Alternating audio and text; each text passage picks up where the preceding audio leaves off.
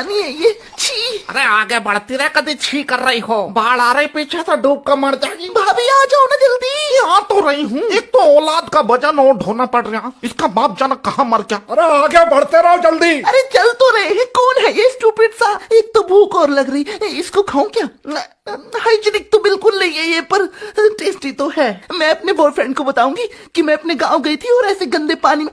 पर एक मिनट, अगर उसने मुझे जज किया कि कैसे गंदा सा गांव है इसका, बाढ़ आती है और मुझे जज करके छोड़ दिया तो मैं क्या करूंगी? अरे क्या बड़बड़ा रही, कुछ खा लेने दे, जा आगे को मर जा। बड़ी आई अंग्रेज की बच्ची। इसे चाचा के लड़के को तो बात करने की बिल्कुल तमीज नहीं है, गमार कहीं का। तमीज तो तब होगी ना तब गांव से बाहर कहीं जाएंगे। मैं कहाँ फंस गई? मैं नहीं आऊंगी आज के बाद गांव में, स्टूपिड सा गांव। देख रही राकेश की लौंडिया को, 2 महीने से शहर में क्या चली गई, अपने गांव को स्टूपिड बता रही। बीटेक कर रही दिल्ली, यहाँ 12 में 2 बार फेल हुई, बनेगी इंजीनियर। यो